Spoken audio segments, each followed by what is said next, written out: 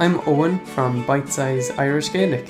Welcome to episode 11, Iver a Hainjeg of the Bitesize Irish Gaelic podcast. Even if you're alone, learning to speak Irish outside of Ireland, do not despair. Rest assured that there are thousands like you across the globe, all interested in tapping into Ireland's native culture. For all about this podcast, go to www.bitesizeirishgaelic.com/podcast. Today I'll be covering some questions that came in from listeners and emailers to Bitesize Irish Gaelic over the last month or two. But onto iTunes reviews.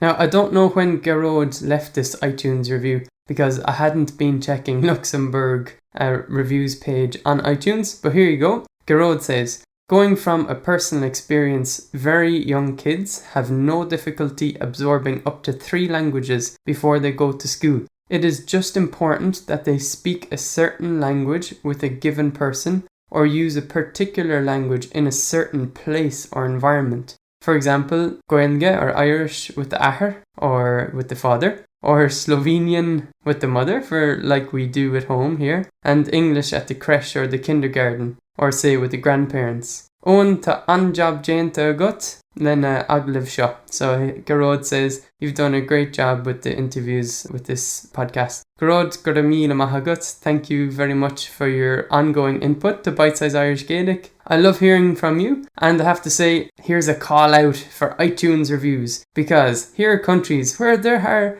no iTunes reviews yet. And wait a second, we have listeners in Ireland, in the UK, Riecht Eantaha, the UK, Germany, and Yaramain, in Switzerland, and Elevish, and even over in China, or Anchin. So calling out to you people listening in those countries, why not log on to iTunes, go to the iTunes store, find the Bitesize Irish Gaelic podcast, and you'll be able to write a 5-star review. So thanks for that.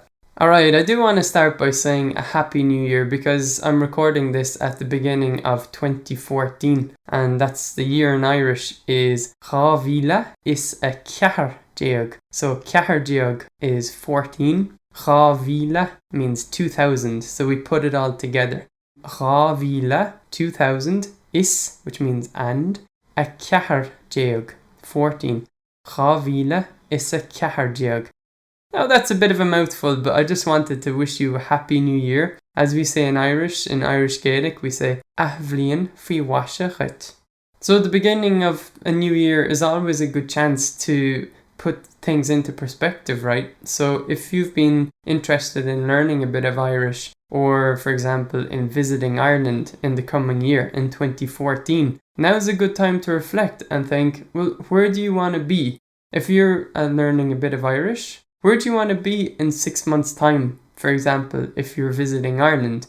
Or if you've been promising yourself to visit Ireland, maybe now's the time to start looking into that trip if you're going to do it this year.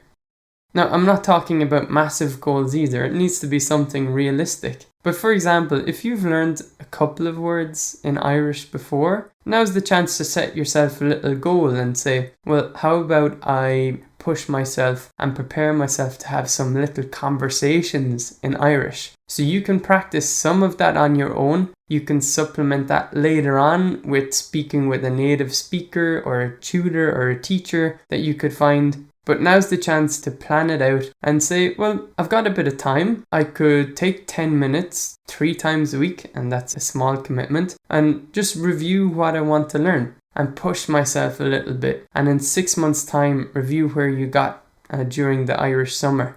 And so this year, 2014, for all Bitesize Irish Gaelic members, and you don't have to be a member, wherever you are, wherever you're listening to us, I want to encourage you to learn to speak a couple of more words or sentences or even grammatical structures compared to what you've already done, even if you're a just fresh beginner. So jump into it.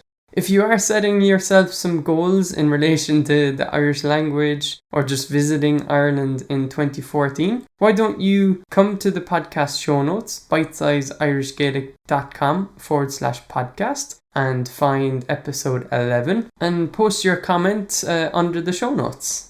Right, as an update about how Ireland's been doing lately, in December 2013, we had a rough bit of weather, so I wanted to talk a bit about that. Just at the beginning of 2014 also, we saw some stormy weather, some strong winds, heavy rains. So as I record, only about 2 or 3 days ago, for example, the sea resort town called Lahinch, it's in County Clare in the west of Ireland, so it's pointing out into the Atlantic and surfers love that spot. But a couple of days ago, the sea breached basically the car park wall of that town. It flooded all of the front car parks that face out onto the sea, and the sea came up against some buildings that are in the town. So usually they're used to some high tides in the Hinch, but when that roaring Atlantic wind is pushing the sea into the town, well, I'd be worried for the safety of people who were just along the coastline at that time.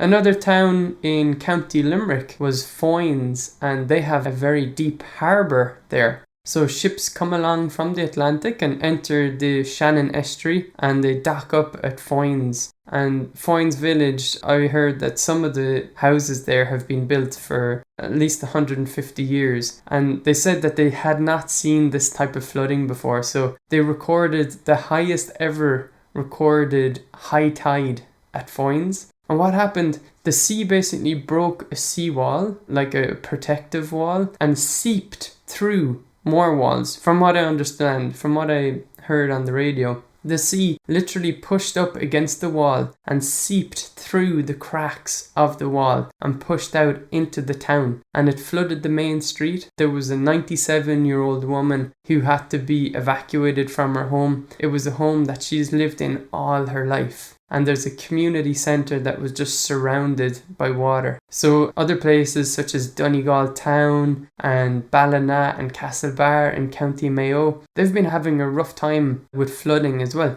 Another example, Sasha, my wife, she was driving from Limerick City, where we live, over to Shannon, which is in County Clare. So it's about a 20-mile drive at most. But only a couple of miles from our home, she passed a road which was blocked by flooding, and she saw a car that was stuck in that road flooding. The River Shannon had basically pushed up against the road there, and someone going to work got stuck and couldn't get their car out. Now, from what I know, nobody died in this incident at all. But there's more stormy weather coming in tonight and the next day, and all these Atlantic weather fronts are just pounding us. They seem to come from North America, across Greenland, straight across the Atlantic, and they are hitting Ireland this winter. So we're having some really tough weather. But just about everybody's doing okay, they're safe, and here's hoping that everybody keeps safe, and we hope that there's not too much more damage to businesses and homes and roads and people put out of their normal day, their normal routines as they go about business. Dublin as well saw some very high water, so we're hoping that there's no more real bad damage this winter. Alright, so on to a question. A couple of months ago we got an email from Janet Scoble, and she says, Díreacht, hello. Owen, I read somewhere, to quote, many native Irish speakers are disinclined to speak Irish in front of or with outsiders. It is important that visitors keep this in mind and persevere in their efforts to engage people in Irish conversation. So Janet asked me, what are your thoughts about this? Do you find this to be fact, and why? And Gurv Mahagut, that's Janet Scoble in Pennsylvania. Excellent question, Janet. We've covered some of this in past Bitesize Irish Gaelic podcast episodes, so it's worth listening back to some of my opinions on this. But basically, yes, the answer is you need to persevere. By default, when you visit Ireland, people will speak English to you. There is no second guessing this. It is going to happen. So that means that when you come to visit Ireland, you need to be first prepared to use a couple of words of Irish and to put smiles on people's faces when they realize that, wait a second. For example, that American tourist has just said Díreacht or Conasatatu to me.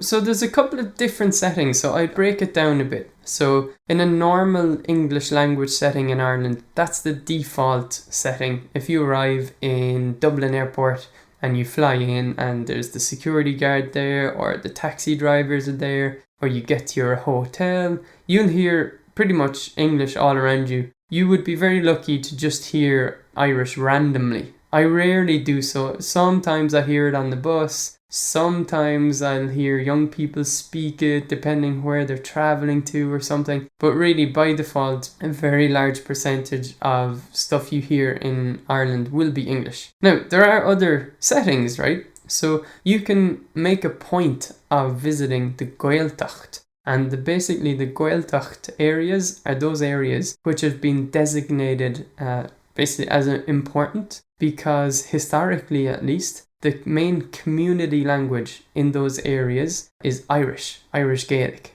Now it has to be said, even if you go as far as the Gaeltacht, you probably will hear Irish. That's the first thing. But you still have to persevere. So, and Janet asks, why would someone speak English to me? So let's just say, for example, if you've been a listener to this podcast, I gave this example before. So we were in the thick of the Gaeltacht, real rural County Kerry Gaeltacht, right? And people were coming out of Mass on Sunday morning, and you could hear it was the Irish language all around. It was definitely the community language.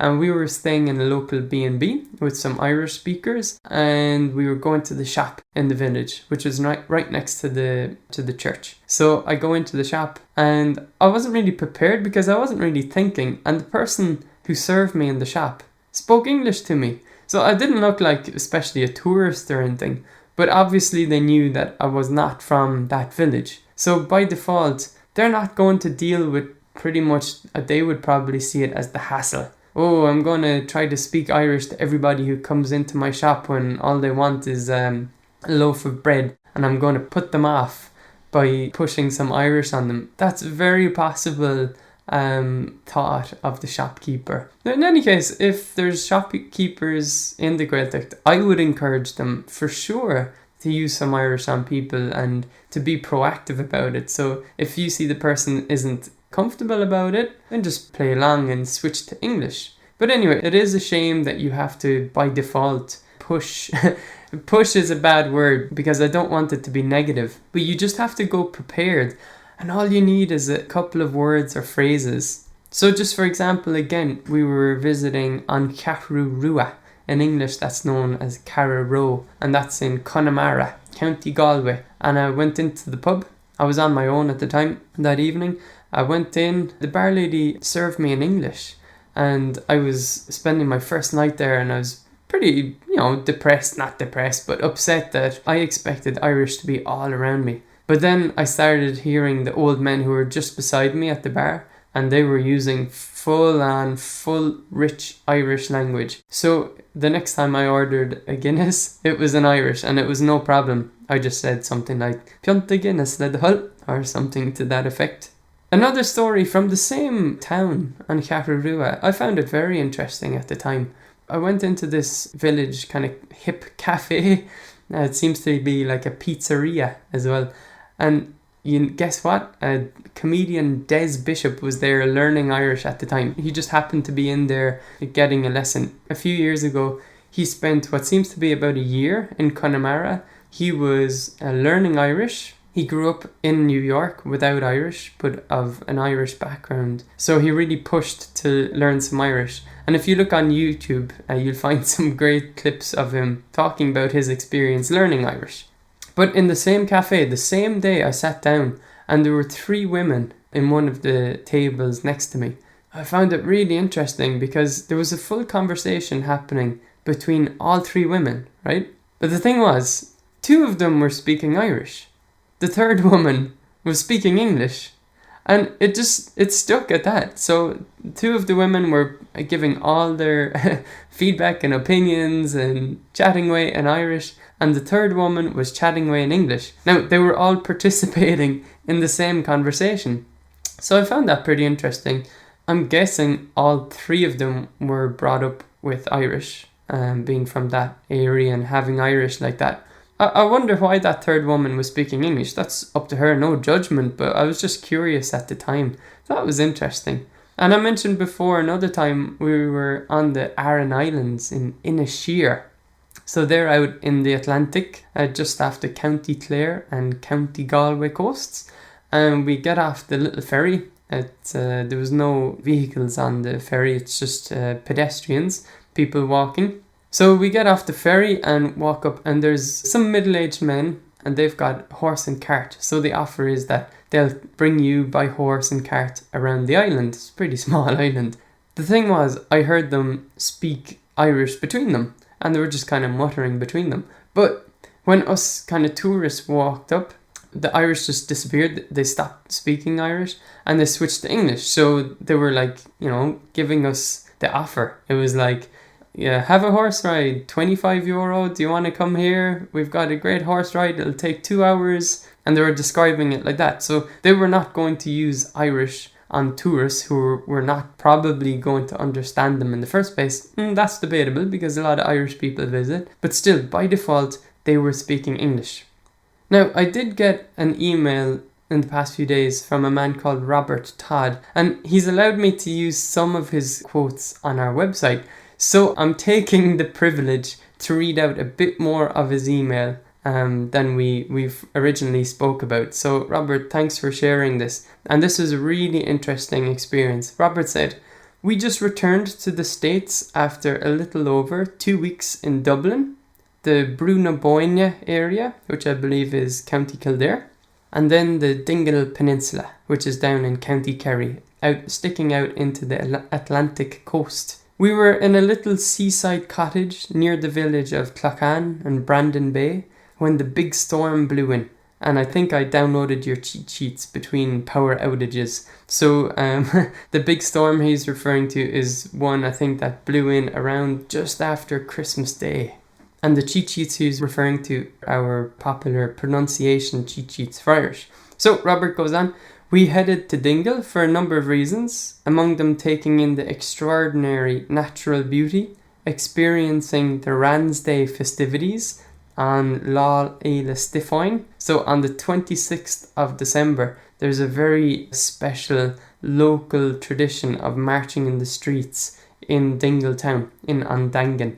And you should check it out if you can." And Robert visited many historic sites. Mostly, however, we wanted to experience a small slice of life in a Gaeltacht region, and I'm partial to the Munster dialect, or the accent, he says. "I'm happy to say I was able to get in some Irish practice with the very welcoming folks on the peninsula in Dingle. And for that matter, even in Killarney and Dublin, I found taxi drivers, shop owners and waiters willing to chat with me. Needless to say, Bitesize Irish Gaelic has been a tremendous help." Now, guys, are you listening? This is amazing. Robert made the decision to visit Ireland. He passed through some of the most touristy places. First of all, Dublin City, and then Killarney, which is a beautiful spot, very popular with tourists, and the town is well accommodated to those tourists, right?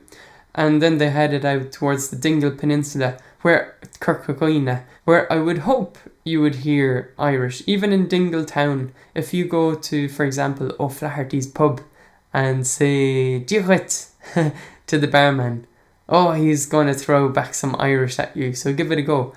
But Robert, this is great hearing this. What Robert is basically telling us is that he plucked up the courage to speak with, for example, taxi drivers and shop owners in Dublin and Killarney.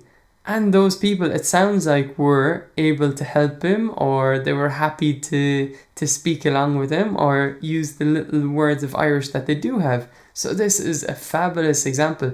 I mean, if you're in Dublin and you're sitting in a taxi and that you're having a pretty hard time understanding the taxi driver's accent in his local Dublin accent, wow, just to make the step and to try to use some Irish with that taxi driver and to see what happens. You're going to get a smile on their face. Maybe they will say that they don't understand. They'll probably say that, use a couple of words and then say that they wish they learned more when they were younger. I hear that a lot in Ireland. And if you're lucky, they might be able to speak more with you. Or if you don't have more Irish, that doesn't matter. You've used a couple of expressions and then you can switch to English if you want and explain to them why you're interested in learning or speaking a bit of Irish. So Janet or Jeanette, I'm sorry if I'm pronouncing your name incorrectly. I'll go with Jeanette, you can correct me. So thanks for sending in the question. And Robert, thanks for sending in your story. And just to say, if you want to come to bitesizeirishgaelic.com, if you're listening to this, and you can prepare yourself for learning some simple conversations. So for example, we've got online lessons of how to start a simple conversation and how to reply to the most likely things that somebody will say to you, or just some simple words and phrases that will help you out along the way. So if you want, come by at Bitesize Irish Gaelic. We've got a free trial. There's no pressure. If you're a member, great. Come back and check back on those lessons. If not, it's a free trial, like I say. I mean, you just come to our website and give the lessons a go. There are audio recordings there that I've done. And so when you're viewing a lesson on our site, when you've clicked into that lesson, you can click the audio button and listen to the phrase as many times as you want. And then we've given you some phonetic pronunciation guides as well to go with those recordings, because that will help you, it will help your brain understand some of the sounds that you're hearing. All right, on to another question that we got in from Michaela Sullivan. Michaela says, I have a question for you. Do people in Ireland actually say top of the morning to you? I would like to know, because some people have argued with me and I just wanted to know if I was right in saying that they don't say that. I was under the assumption that Americans came up with that. But anyway, if you would answer my question, I would be very grateful. Thank you. I like the question, Michaela. And pretty much the simple answer is no. We don't say top of the morning to you. You'll probably come across an Irish person in the morning and you go, well, that's the word, W-E-L-L, well, just to say, hey, how are you? Or you could say, hey, how's it going? Or good morning, or whatever works for you. But no, we don't say top of the morning. And it's an interesting question, because did it come out from America? Or I wonder if it has roots in an old phrase in the Irish language that immigrants may have brought along with them, for example, to the United States, and that phrase got picked up in English and they kind of ran with it. So I'm not sure. So if anybody has a bit of feedback on this question, where top of the morning to you, that phrase comes from, do let us know. Come to bitesizeirishgaelic.com/podcast. Click on to episode 11 and you can leave a reply under the show notes. We got a question in from Shelby who says, how do you say yes or no in Irish? Regards, Shelby. Well, Shelby, it seems like an easy question, right? That's all Shelby said. How do you say yes or no in Irish? The answer is not so easy. I'm really sorry to say. This is just one of those fun facts in Irish, that there is no direct, and I say direct, word for yes or no in the Irish language. There is no yes or no. Now, it depends on context. Obviously, there's ways to convey the meaning of yes or no. So let's start with an example, right? If you ask a person in Irish, and I'll translate into English. So if you ask, are you going into town? Like, are you driving into town? They might say, I am. Or they might say, I'm not. Did you hear that? Where I didn't use yes or no. So what we do is basically reply with a bit of the question back at them. Now, I don't want to get into grammatical points here, because, there's a time and a place for grammar, and it's not always suitable. So what we basically do is use the positive form or the negative form of the verb that was used in the question. So there are words like tá, which basically means yes, but it's used in certain contexts, and it depends on if you were asked a question with that same verb, that to be verb. Or you could answer with the word níl, which means no in a kind of way. You could say, are you going into town? Tá me, that means I am. Or you could say, níl me, which means I'm not. So that's how we answer a question in Irish. And we have plenty more ways. If you want to dive into some of the kind of intricacies of that, of how to pose your own questions in Irish and how to answer them, come to Bitesize Irish Gaelic and try out the lessons. But anyway, enough of that. So Shelby, thanks a lot for your question. And what I'll do in the show notes is post a link to a previous blog post we have about asking a question in Irish.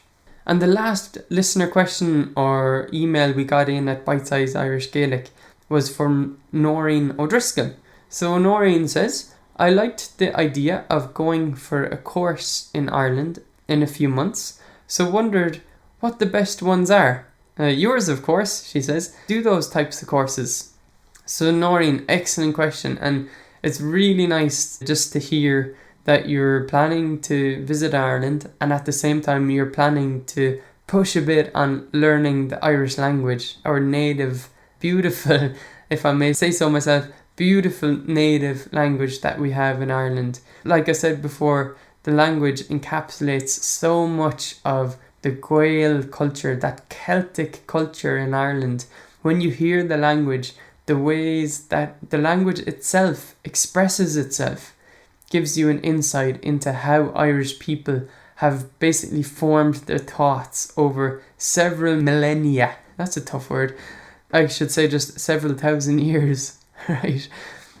So to answer Noreen's question about us at Bitesize Irish Gaelic, no, we don't do in-person events. We're working on Bitesize Irish Gaelic Live with tutors where you can learn online. So I'll put a link into the show notes for that. And we run online courses that you can take in your own time. But no, if you're visiting Ireland, my best recommendation for you is to visit Bitesize Gaelic. Now, I won't spell that out here, but I'll put a link in the show notes. The place is run by Liam O'Quinnagoin, and it's up in Donegal. So what they basically do is run 1 week and 2 week courses to the best of my knowledge. And they've got a bit of a mix. There's a cultural focus on some courses they have. There's more of a language focus than others. But the most known, I would say, in-person kind of once-off events for visiting. So if you're in Ireland, what you do is you would book ahead with them. You'd book your place on the course and you would arrange accommodation with them. What they basically have are Irish lessons during the day, and then there's probably some excursions in the afternoon or evening. There'd be ceilidh dances. You'd be sure to meet a lot of different people as well who visit there. You get a really interesting mix of people who've invested their time in attending those Irish courses, Irish language courses. So even if you're a real beginner, they can cater for you. So I do suggest that you do get in contact with them and say that we sent you. I'd also point you back to our episode 9 of the Bitesize Irish Gaelic podcast, where I spoke to the principal teacher, Matt Wallen, and he's an American who moved to Ireland. He was an elementary school teacher. He realised that if he wanted to teach in a school in Ireland, he would have to learn Irish because he'd have to teach the kids the Irish language. So guess what? He went and learned the Irish language. But during that episode, he gave his own suggestions about finding local schools before you travel. So in essence, what he said was to, before you visit Ireland, to do an internet search and just find a local Irish language course, maybe one that's maybe for a week or two. Maybe pick your spot first, do a search in Dingle or in County Kerry or, for example, County Galway, and see what pops up, and I'm sure you won't be disappointed. I'm also going to link you off to Audrey's blog post where she posted first before her experience of visiting Bitesize Gaelic. So you get a bit of a background, how it's run, and there's photos there, and it's well worth the read. So Noreen, thanks a lot for your question. Alright, so that's it for today's podcast. And you can send me your listener questions. So I'd really appreciate if you email me your questions at podcast@bitesize bitesizeirishgaelic.com. And whatever, you might have a question about Ireland, or maybe around the Irish language that's been niggling you, or you wanted to find out before you visit. If that's the case, send me an email. I'll email you straight back. But we can also then cover your question on the podcast, and you'll be featured on the podcast. If you have, say, a comment about this specific episode, you can just leave your comment on the Bitesize Irish Gaelic podcast show notes. So that's again bitesizeirishgaelic.com/podcast, and just click on to episode 11 where you can leave a reply straight under the page. Now, like I said, the best thing you can do is to leave an iTunes review. So if you've really enjoyed this episode, why don't you, just when it switches off, log on to iTunes, open up iTunes, be sure that you're logged in with your iTunes account, then find the Bitesize Irish Gaelic podcast page and leave a written review for the podcast, because it's really the best way for us to say to others who are thinking about subscribing to the podcast. It's a great way to show them, hey, this is actually something that's fun to listen to, if that's your own opinion, or that it's worth a listen. And we want to reach out to more listeners. So the best thing you can do is post that review on iTunes. 5 stars, thank you. So thanks to Tukumo for their music, which you hear on this episode under a Creative Commons license. And until the next episode, Slán go fóill, bye for now.